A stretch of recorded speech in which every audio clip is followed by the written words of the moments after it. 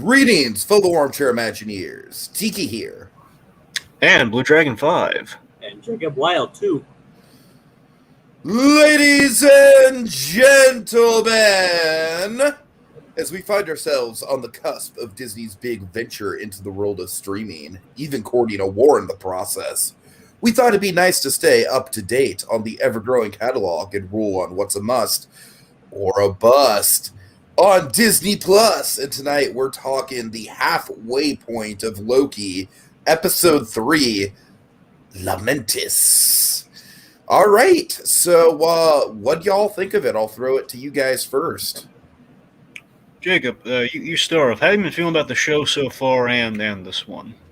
Well, so far I'm really enjoying this show, and it's more unconventional take in the Marvel Cinematic Universe.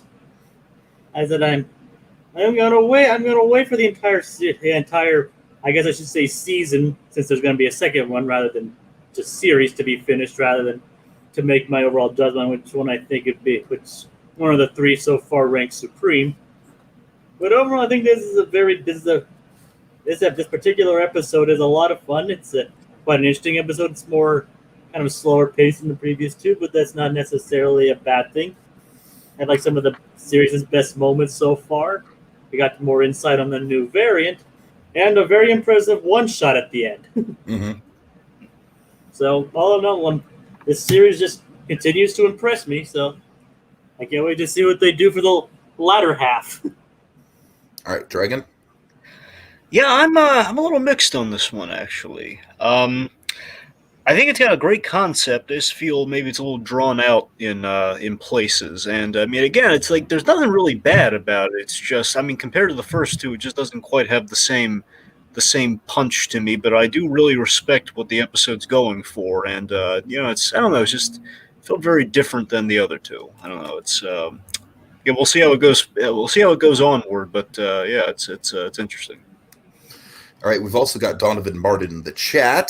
Donovan, appreciate the engagement, buddy. We really, I can't shout out everything you've been talking about, but we'll try and work in as much as we can. He says, I really like how this is more of a character-driven episode to kind of slow it down, as well as break down Sylvie's psychology and what she believes in, as well as what she has in common with Loki. So yeah, that's a strength of the episode. I did watch the episode again just now, like just before we went on air, and I gotta say it held up a lot better the second time.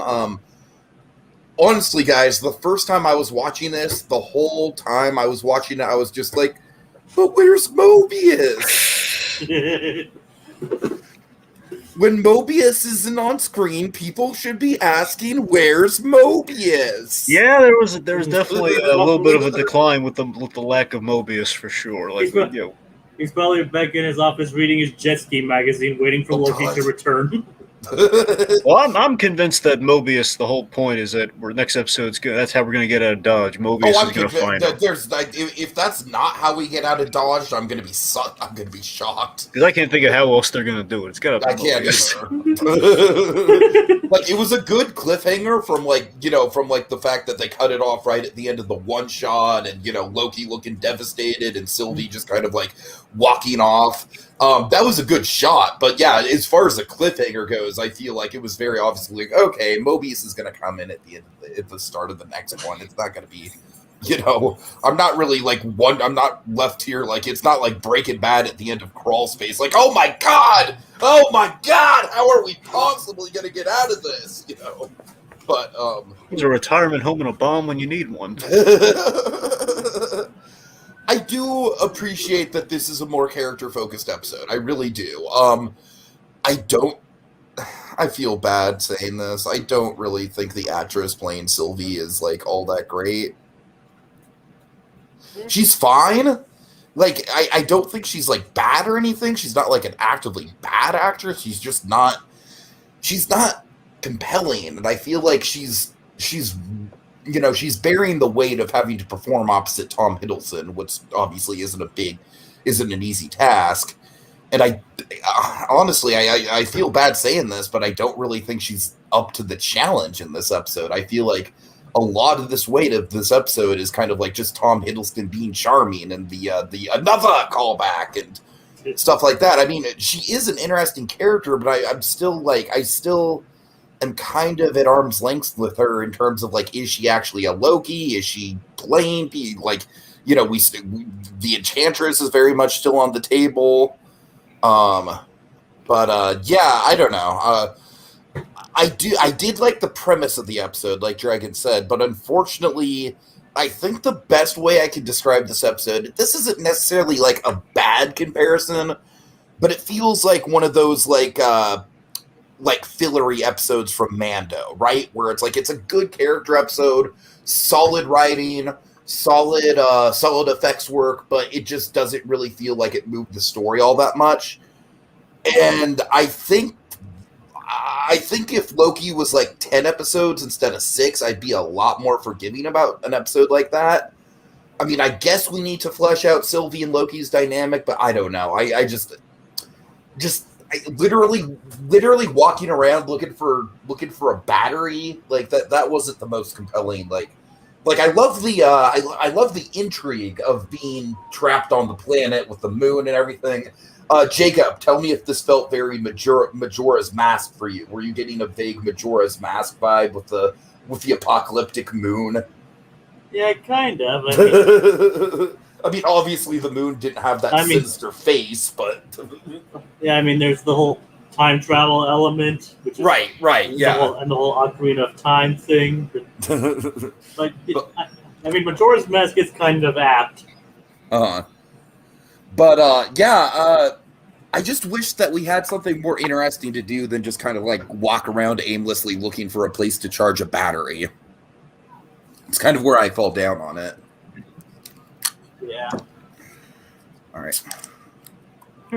Well, with the Sylvie thing, though, Tiki, it kind of sounds like, if I'm interpreting your view correctly here, it's that basically Sylvie so far has been kind of built up to, okay, she's debatably, a better Loki than our Loki as far as a variant goes, and if the actress is not kind of holding her merit to Tom Hiddleston, that conceit doesn't work as well, which, at least based on one episode, I'm not saying she can't reach to that length, but so far, maybe, again, if not on par, then it's a little below than where it should be. Yeah. Which is kind of a problem, but we'll see. I'm going to give it, after what we went through in Falcon Winter Soldier, I'm going to give her another episode. But if she doesn't impress me another episode, then I'm going to. Yeah, that's kind of how I'm. I don't. I hate to say it, but I honestly feel like Carly was more compelling. Because Carly was a frustrating character, but at least you from the get-go you kind of knew what she was about. You know what I mean? Whereas this, it's like 3 episodes in, and the frustrating thing about Sylvie is you don't really know what she's about. To me, I feel like the writers are almost overplaying the whole oh, she's so mysterious, I don't know. And I'm still not convinced that she's a Loki for one. Nor am I. You mean they're kind of shilling her almost? What do you mean shilling her? They're the writers are playing her out to be better than she is, or something, or they're just I guess a little bit, maybe. Maybe there's a vague Captain Marvel feel here, where it's oh, she's not just Loki, she's a better Loki. I don't know. Yeah, I mean, I found her scream to be a bit weird.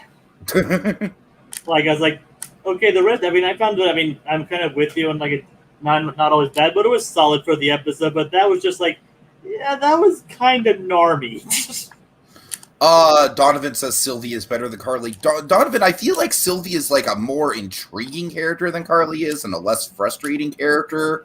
But like I said, I feel like at this point, we knew, at least with Carly, I'm kind of, I hate to say it, but I'm kind of missing the whole, okay, we know that Carly is just kind of an unambiguously, bad character. I feel, I don't know, I'm kind of, it's frustrating because the thing with Carly is that they tried to make her ambiguous, and that was the thing that frustrated me. So I have 3 problems with the episode. I'm going to save the other 2 for when we get to them, but let me just start with the problem that's relevant here. Okay, one problem I have is that Loki's not asking enough or the right questions. Yes, that's the problem. Yes.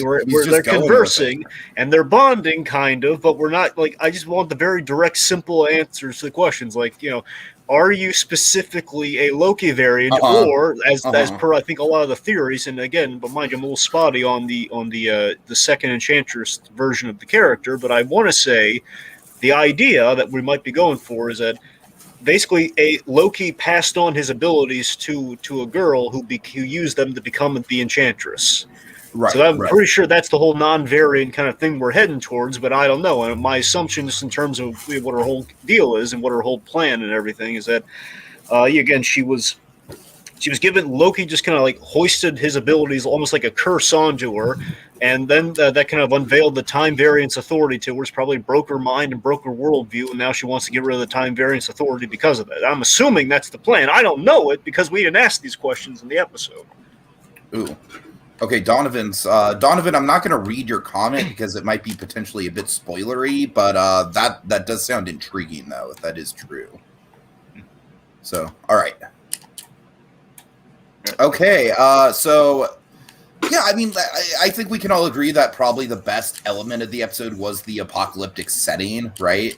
Yeah, I love the bottle episode kind of premise. Maybe the bottle episodes were the midnight run kind of setting. No, this is a more or less a bottle episode. This is about as close to a bottle episode as this show is going to get, as far as I'm concerned. Well, bottle episode, no, it's very much kind of like a midnight run buddy kind of adventure. Yeah. Okay, they're stranded on. So far, the entire season is almost bottle episode. Yeah, you're not wrong. Yeah. Well, the episodes are very concentrated. I mean, I don't mean that as a bad thing either. Sure. No, I love bottle episodes. Yeah, there's nothing wrong with bottle episode. So, our premise is great. So we strand the two of them on Lamentis 1 in 2077, which essentially is a moon apocalypse. Yeah. They have a 12-hour ticking clock to recharge the temp pad. Dragon? Do you know if that's an actual location in the comics or anything, or something they just made up for this? Well, I think Lamentis is. I might tie into some kind of Captain Marvel kind of Kree. Yeah, stuff. I heard it's like some sort of Kree related thing. It's like somewhat of a deep pull, but it's in the future, so it's not really relevant to exactly what we're doing with Captain Marvel right now. So I'm not sure. Yeah. Again, I'm a little fuzzy on it myself personally, but I believe it's a Kree reference. So Beowulf does make a good point, saying, I don't think they're pushing her as better at this point as much as she's different. She's really good at what she can do, but she's just more limited compared to our Loki. Loki has shown that he can definitely hold his own in a fight against her. That he can, but we're really impressed by her last episode with the whole, she basically did the first Avenger bomb plot. Okay, I'm glad you brought that up, because I almost feel like the writers are kind of, I don't want to say they're being inconsistent with their power set, but I feel like what's happening is that she's keeping her powers at a distance from Loki. Well, there is a theory. I mean, I can't say it's like I've heard the theory. I'm just assuming there's a theory here because everyone's theorizing everything.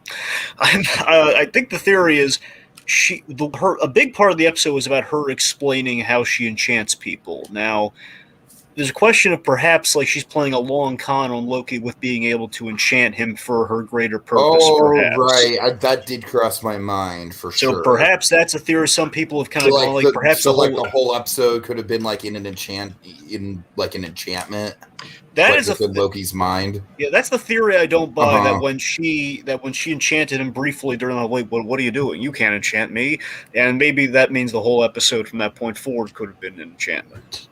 But explaining why we have no way off the thing at the end, I don't know. Yeah, I mean, it'd be interesting. I don't buy that myself, but at the very least, they're making a big deal about Loki learning about the enchantment thing. So perhaps that could come into play later. Any way you slice it. So we'll see about that. I mean, that might be a bit of a hard sell. Sure. Beowulf says when the apocalyptic episode is the bottle episode. Yeah. We do some really funny stuff too. I love Loki. In sort of their bonding, we see their different approaches. Of course, Loki a lot with the finesse and the, the diplomacies. He's trying to kind of charm the lady with kind of the equivalent to a kind of a cosmic shotgun, if you will. On the trailer, and just pretends to be the husband, but he's too nice and just too darn charming and It's been a long time. It's like he's never. I choose to never say anything that nice in 30 years. Oh God. But I love that Loki let her go in guns blazing because he knew it wasn't going to work, and just watches with glee. She gets blown across like the front lawn, practically. Sorry about that. It's okay. I enjoyed it. Oh, me too. And then his doesn't work out much better. And then and she's like, "Which one was that? Diplomacy?" He's like, "Just don't." I love he does like the little finger thing like he did in Ragnarok to Scourge after he screwed up with the whole Odin gambit of like, no, you had one job. You had one job. Right. But but we have like other things too, like the whole. They actually learn they work really well in unison when he's doing like the whole guard gambit, which is really silly but really funny. It's like, totally a Wookiee prisoner experience. Yeah.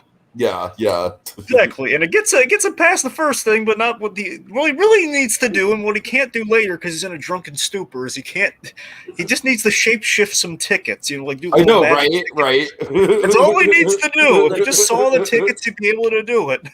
It's a shame get help wouldn't work in this situation. Yep. So again, kind of a mixture of him as the guard with the Wookiee gambit, and her actually enchanting the guard who could let him through. It actually works wonders. There's actually an effective plan. Yeah. I mean, despite her insistence to the contrary, it was actually an effective plan. Yeah. It's like plans have multiple steps. Like, no, plans can have as little or few steps as possible. Yep. It's called there's a thing called efficiency. Yes. Speaking of efficiency, let's talk about an efficient way to get from point A to point B. Snowpiercer trains. Right. That's exactly what I was thinking. Yeah. Yeah. Set up a good transition. Yeah. The train was probably the best part of the episode, I would say, just from a character building point of view. I would agree. Yes, that's where we really got to kind of have the kind of the pathos of it all. We got to have Loki kind of talking confirmed about his bye. Yeah, people are really jazzed about that. I am honestly jazzed about it just because, representation, you can do it right and you can do it wrong. I think when you do it wrong is when it comes off as just tokenism. But this is not that. This is basically just offhandedly it's duh. It's fucking Loki, of course. I mean, I think we did it as well as we possibly could. Just we addressed it, we can move on. We're all good. Like that sort of thing. Versus, and again, people are just having a meal. We said it for years, and it finally happened. But like I said, it's I like that the episode was just of course he's bi, obviously. Yeah. And again, we had the whole fluid thing on the TVA paperwork. It's okay, it's confirmed. And we all knew it, but we finally said it, so we can move on. Hopefully, it's been done. All right. Also, I wonder. I wonder if Sylvie. It's very possible, given that Loki or Loki adjacent, whatever she may be. I love the idea in talking about relationships. She's got a postman waiting for her. I think that's hilarious. I wonder if we're ever going to see the postman. I'd love to see that pay off, but again, it could be a con. So who knows? Who do you think, if it was a Marvel cameo of a character that we already know, Willie Lumpkin? It's got to be Willie Lumpkin. Oh my god! Oh hell yes! Now probably not Stan Lee, obviously. Oh well, yeah, obviously. Yeah. But that'd be amazing, though. Oh yes. my god! Yes. Be a way to tie in the Fantastic Four. Oh yeah! God. Oh, I want that so bad. I want that so bad now. I mean, of all things, I know it's the obvious go-to. Would be awesome, though.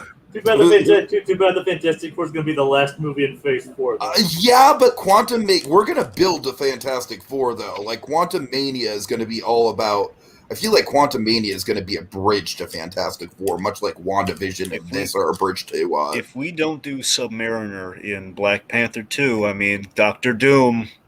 Right. Build up. I don't know. Oh, Doctor Doom would be a great Black Panther villain. Definitely. I know. Hey, Doctor Doom is almost as interesting. He could do his own movie. I know. I'm all for that too. But it's again, baby got a baby step though. Yeah. He could be Marvel's first villain movie. Yeah, that'd be how you do it though. Of all the villains, though, Doctor Doom. Anyway. Oh yeah. Let's see. So the Snowpiercer train, again, we have some nice bonding over Frigga, too. And again, it does raise the question of variant or no when she makes the observation that, no, my parents told me I was adopted. Which, when you think about it, the whole reason Loki's a villain is because Odin didn't mention that he was adopted. Yeah. In Thor. So I love that we're calling that out. Anthony Hopkins is just a bad dad. Well, he was very flawed, yeah. Who knows? I mean, he was lovely, though, but he was very flawed. It's they told Sylvie. Well, apparently they told Sylvie that she was adopted, and she's still doing this, so who knows how far That's this a was. fair point. That's Fair a fair point. Maybe Frigga really dropped the ball in hers. I don't know. Well, no, we know Frigga was is now a distant memory, which again raises the question. This Loki has memory issues, which again makes me think that her parents are not actually Odin and Frigga because of the memory thing. I mean, yeah, it's also true, but it's to say, like, well, who knows if Loki would have gone any different if he had. I mean, he was already kind of showing mischievous side before he learned he was a frost giant. That's true. I think, yeah, at that point, I think he was just trying to find some way to upstage Thor, as he revealed before. No, I mean, look, Jake, you're right. I mean, he turned into a frog, and he probably tried to stab him once. So, I mean, I think we've established, Loki. He was definitely, you're right, he was mischievous, but he wasn't like full on like trying to like take over Asgard and everything though. Well, then again, Thor did also did have Loki beat D.B. Cooper, so. Oh my god, I still love that. They kind of fed into each other in that regard, You create your own demons, that sort of, Yep. Oh, so we had Donovan mentioned this earlier, and we gotta bring it up regardless. So the TVA reveal. Oh yeah, I like how it's almost kind of like. It's like, almost like a blink and you miss it kind of thing within the apocalyptic setting. And Loki, if he's smart, he's going to file this away for later with Mobius. Sure. Oh, yeah. So we reveal that It's like perhaps the original stuff is out there somewhere riding a jet ski. So that kind of gives some hints that the timekeepers are looking more and more shady. Yes, the fact they're keeping secrets. I think the timekeepers are going to end up being the main villains of the show. Have you seen? I mean, sorry, but have you seen the poster? You see the three silhouettes lurking in the background. Yeah, right. Yes, the space lizards don't really elicit trust. It's like, hey. So yeah, it was of course all the members. It's like they turned out to be like space hippies. Oh God. Well, that'd be much worse.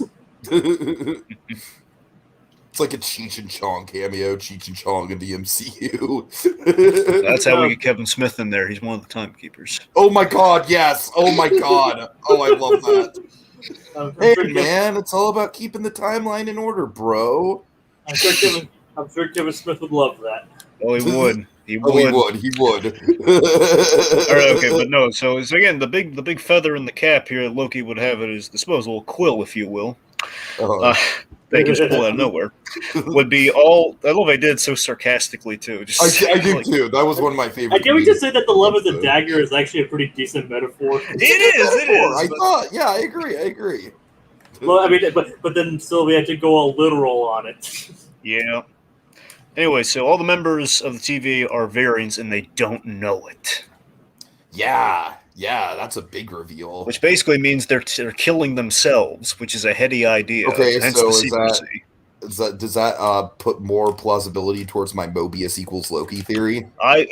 Tiki, it's a big step towards that direction. Yeah, I mean, again, if he's a variant, now again, but again, him being a variant though is made that. No, I know it doesn't guarantee that he's a variant of Loki. I get that, but you're right. It kind of puts the cards on the table. At the very least, you should absolutely take the win that it confirms that there was something special with Mobius in the variant direction. Sure. You're right about that. Now, whether we're going to go that far with it, that'd be awesome, but we'll see. It just makes you wonder if every single person there is one. I'm pretty sure that's what they're. Yeah, everyone's a variant, but they don't know it. How did the timekeepers? How does Miss Minutes fit into all this too? Okay, well she's all. Well, Miss Minutes, Tara Strong is hinting that there's something bigger with Miss Minutes. So for all we know, we might get something with that. Yeah, I know, but I'm just saying, where? I'm wondering though, where does she fit into all this? She seems to be like a sentient 2D animation thing. Yeah, right. What we set up last episode. Yeah. He says, I've been getting major Christianity versus atheism vibes since this last episode, but this episode cemented it. Yeah, I could see that. Yeah, well, the whole idea of the timekeepers created them, but no, we existed before that. Right, I mean, well, technically, remember, Mobius did mention in the last episode, you remember who created you? Right. So, that kind of comes into play here. Technically, the timekeepers didn't create him. Right. So that's a pretty interesting. I wonder how he would react to that. All right, so let's see. So the climax. Okay, so let me. I'm sorry. Anything else with the train fight was awesome. By the way, to get that in there, like drunk Loki was already hilarious. The idea that I love that's a family thing though. It's always like another. So he just keeps. I just got done watching it with my family. I was like, now what do you know? He does take after his brother. Loki's drink of choice is champagne. He loves to pound down the champagne, being all hedonistic, and of course, he loves like basically he loves being the party god. He loves like throwing the party. Basically, this is kind of showing a lot of Tom Hiddleston's various abilities. Yep, singing and all that. He can auto tune himself. Yeah. Anyway, so then we have. And also, don't trust drunk Loki with a knife. Yes, of course, terrible with a knife, that drunk Loki. I just even wonder if like sober Loki's good with a knife. Oh, of course he's good. He's great with. You can see all the tricks. All right. Yeah. And then he's caught an arrow before, so yeah. But okay, don't trust drunk Loki with a knife. Yeah, drunk Loki, I do not ask him to do bar tricks. Don't ask him to do that. Keep him away from the darts. But I love that we just like throw him out of the train because he gets too cocky and he's just screwing up during this fight. Again, I love though like the action's a little Jackie Chan drunken master-esque too. Like, put the hand on him. Yeah, and he's like, hey, don't do that. I'm going to do that to you. It's going to start the fight. Like their arms like go like doop, doop, doop. Yeah, it's a lot of fun. Anyway, so we get thrown out. Then we have kind of our big kind of almost midnight run skirmish. It was more drunken, less master though. You're right about that. All right, so here's where I'm coming down to the episode. So we have they kind of have the idea of this Ragnarok inspired plan of like, hey, well, there was like an arc that's taking people off the planet. What if we interfered with the timeline and basically, we that was our means of escape from this apocalyptic situation. We actually get on the arc and we actually save it. Again, is Loki secretly becoming a hero a little bit too by saving a lot of people, mainly himself. Sure. Yeah. But still, now here's the thing that kind of throws me. I don't necessarily think this is like killing the episode, but the thing that makes me mixed on the episode is the point of the episode to me with this revelation, with the whole like point of like we're running towards the arc to basically can a variant succeed at changing like a flaw of time? Basically can we change the flow of time more accurately? Sorry. Can we alter when it's like a foregone conclusion, spitting in the face of what the TVA is all about? And we end kind of with a matchstick moment, which kind of defeats that purpose, kind of defeats that idea to me, which is like, they could have done it though, which again would have been a huge win for them, but I guess we're saying no, that it's impossible to change the flow of time ultimately, and it's kind of leaves that matchstick moment, how the heck are they going to get off this? I wonder if that's the work of the timekeepers. It might. It might be. Which again it's interesting, but by the same token, I don't know. It kind of feels like that was kind of the big. It's kind of like a defeated moment of like, hey, we can actually do this. And we're having this awesome wonder and everything, and then there we are. And one qualm I have with the wonder, as great as the wonder is, and tell me if you guys had this. It's a good wonder. I don't think it's like one of the best wonders in the MCU or anything. No, but it's a wonder with money behind it, though. Which is interesting. Sure, yeah. So with that, here's something with all the polish they're trying to put on this wonder at the very end. They're throwing. I think they might have thrown too much visually at the screen at the end because I can't see the arc at the end. It just looks like a building. My dad. I'm glad you mentioned that because my dad. I had to clarify. That was the arc that blew up at the end. But Tiki, could you tell that it was the arc? Because they just see like when I was watching the episode, I could tell at first, yes, but the fact that my dad got confused it shows that you're not the only one. It just looks like a building versus like a ship that's about to take. I don't know. It's just right. I feel like First time I watched it, I noticed the thrusters on it. Yeah, that's the thing. That's the only reason I can assume it's the arc because there are thrusters. I feel like it's partly a flaw in the design of the arc, and it's also partly a flaw of the explosion was so big that it's hard to take. It's like they went to Michael Bay on it. They went the full Bay and it didn't pay off. Not to mention it was also kind of dark. Yeah, that's what I'm saying. What we literally just learned about Spielberg and Duel. It's all about the slow death. Okay, to be fair, the slow death of the arc would be kind of hard to visualize. You're right about that. But the fact is, sometimes you avoid just the full-on explosion. Right. All right, but like I said, I will be impressed with the show's storytelling if they get out of this scenario in any way but the Minutemen or Loki or Mobius or something. Timekeepers. Yeah, the Timekeepers. Sorry, Minutemen. Sorry. I'm With them pulling them out, if there's any other way that we can write our way out of it, I'd be impressed. I'm just curious if if the events in here will be like an influence to King the Conqueror. Possibly. That seems to be the big thing that we're building to, whether we're going to see Kang or not in post credits. I mean, given I hear a lot of people thinking that Kang is one of the timekeepers. Okay, I'm sorry. So. I'm sorry. Okay. Sorry, I misspoke earlier. Tickets. They're they're hunters that were actually supposed to come through, but timekeepers are the bosses. Clear this up for me. The timekeepers are the bosses, right? The timekeepers are the bosses. And then we call because for a minute I thought we called the police officers Minutemen. Yeah, that's a name of one of the factions or something. Yeah, Dragon, can you clear that up for me? Because I can tell you is that the ones in the armor suits are hunters. Okay. Yeah, but like some of the Explorer ones are called Minutemen. I forget what Mobius's title is, but this might be a flaw of the show. The fact that I'm having a hard time keeping track of it. Well, it's just I don't know. Minutemen just sounds like it's not. I don't know if Minutemen's right for what Mobius is as like a detective who's not in the suit, but he's like the only one though. So forgive me for not knowing what he's called. Are you just reluctant to call them Minutemen because of the Watchmen thing? No. It's just I just call them Minutemen more because of the whole pun thing. I agree. I mean, it's not bad. I just don't think it's the actual term, though. That's why. Okay, but I think it's a flaw that we don't know what the actual term is. Well, it's like one guy so far. It's just Mobius. It's like Time Detective. We don't have a name. I don't know. All right. I mean, we've heard the term Minutemen in the show, so it's fine. All right. All right. Well, unfortunately, guys, getting into final thoughts, kind of transitioning into it. I really do hope that. I thought episodes 1 and 2 of the show were freaking brilliant. I honestly thought this episode's fine, but I really did think that episodes 1 and 2 were like some of the most refreshing, like eye-opening stuff that we've gotten in the MCU in a long time. And so I really, oh god, Kang becomes the next Mephisto. I could see that. see that. Well, technically he is, But yeah, I don't know. I feel like this episode, it could have been better. Like, I really do hope that it fits better into the broad scheme of the story. I hope that we maybe set some stuff up that we're going to pay off as far as Sylvie's characterization goes.